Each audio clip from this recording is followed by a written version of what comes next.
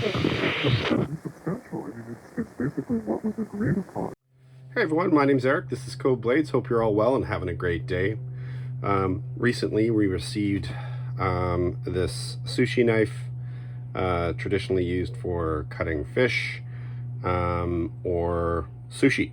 And you can see here the tip's gone. There's a bunch of tarnish on the back side. It's a single bevel. And there's some rust on this side of the blade. I don't know who that manufacturer is. Kick. Whatever. It's basically a donation knife that we're going to be giving away to patron of Cove Blades. And so we're going to get to work and fix this up like it's brand new. There's really nothing wrong with the handle, so I think we're going to leave that. Maybe buff it up a little bit. But we do have to fix this bevel. It's very pitted, and fix this tip. All right, so I'm going to reposition, and then we'll get to sharpening. Stand by. All right, so I've saved you the grief of having to watch me buff this. Didn't take that long. We used a Scotch-Brite wheel and took all that rust and tarnish off. You can see there's some striations here. Looks like they were pulling it through a countertop sharpener. So we're going to get set up here on the 1x30 to fix this tip, and then we're going to fix the pitting on the blade and the chips. All right, stand by while we set this up.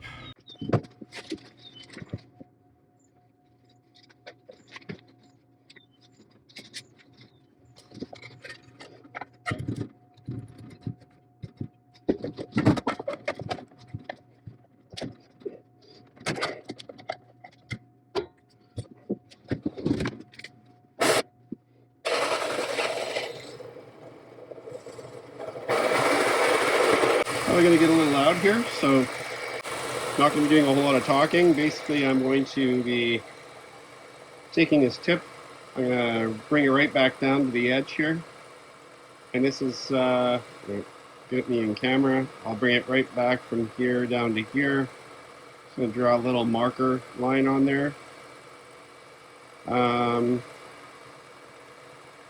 you see that I have the 1x30 flipped around so that the belt's going away from me on a flat plane, so I can use this platen to exert some pressure, and then I'm going to have some water to cool this tip off, considering it's going to need quite a bit taken off. So before I get going, let me get my water set up, and I'll draw my line on here.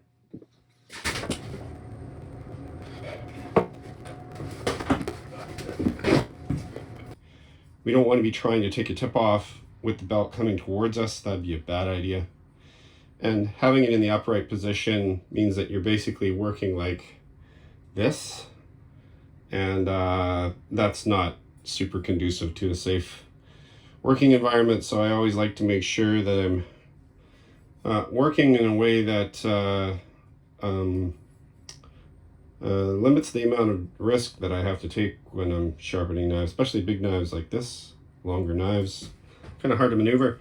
So this is a better working position for me, at least. Respirator is on with a quick release, so at least you can hear me. And we have the environment set up.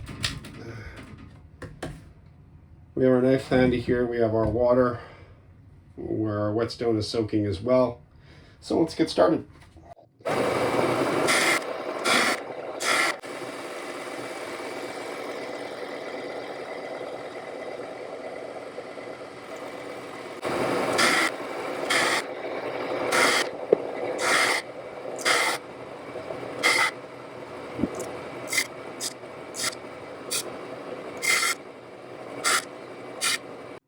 So we'll go ahead now, and now that we get the tip all back in order, we will go ahead and finish all the damage on this blade. And you can see, if I can get the camera to cooperate here, you can see there's quite a bit of chipping on that blade.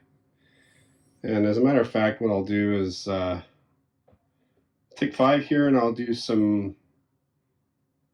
I'll show this under the microscope so you can see what it looks like, and get a good feel for how much damage there really is. All right, so let's see if I can get this to show up on camera. It's kind of hard. I'm looking through a camera at a camera. Let's see here. Come on. Ew. Okay, there we go. Harder than it looks. Okay. So you can see there's some pretty massive chunks out of the blade here. A lot of chips and dings. Quite a bit of damage. And to some this might be unrecoverable, but we'll take that down and we'll fix all that so it's nice and straight and bring that apex back.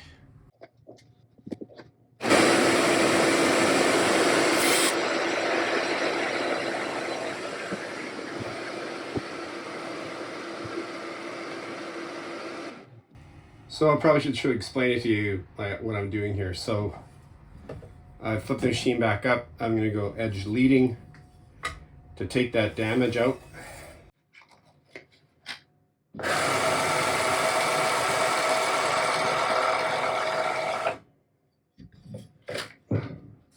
Something else we will do is just verify the angle. The angle blade's been off of this a few times.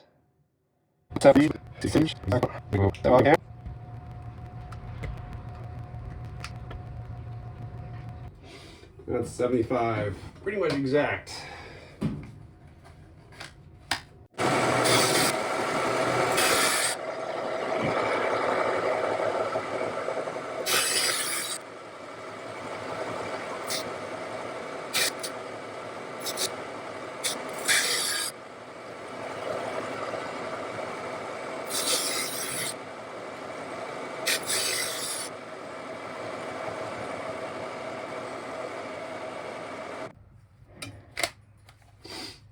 All right, so what we did is, you're probably wondering why I'm grinding the flat side if there's no bevel on there. That was just to get the material off, and if I keep grinding from the one side, it's just going to keep folding material off. So I just do a couple of light passes on the flat side just to get that material out of the way.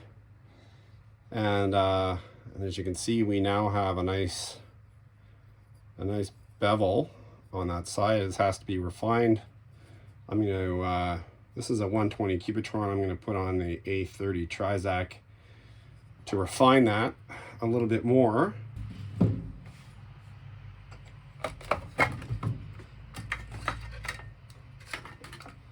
And if you guys are like into knife sharpening and stuff, you're probably familiar with Cutlery out of Hawaii.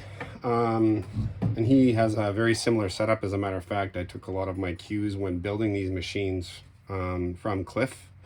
So if you're interested in that, I'll put a link in the description so you can go check out his material as well.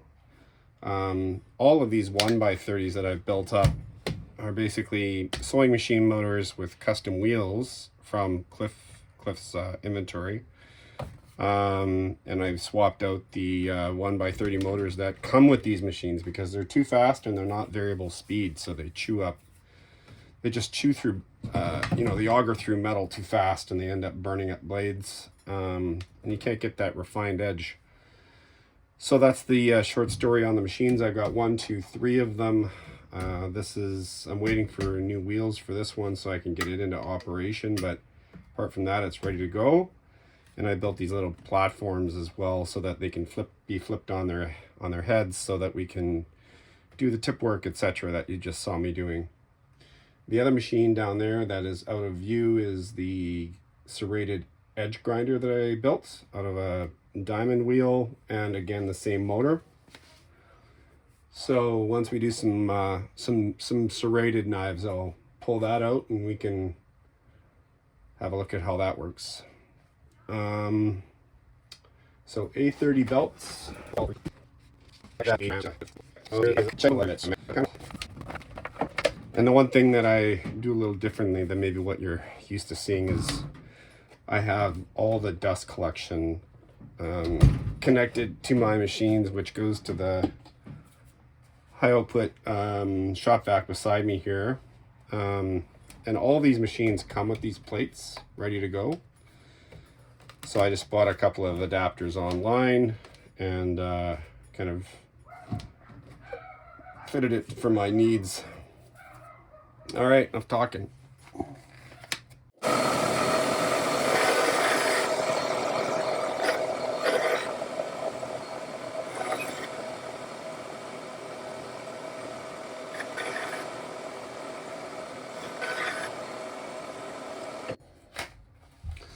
All right, that's it for the belts.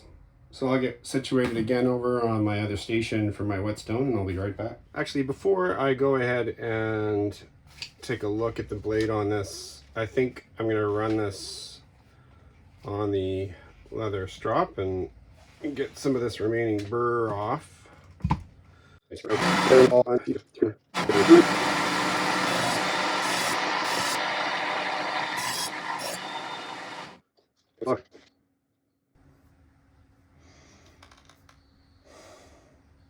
You see this?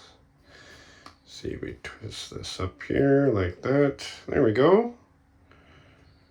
See if I can focus. Focus, focus, focus. Doesn't want to focus for me.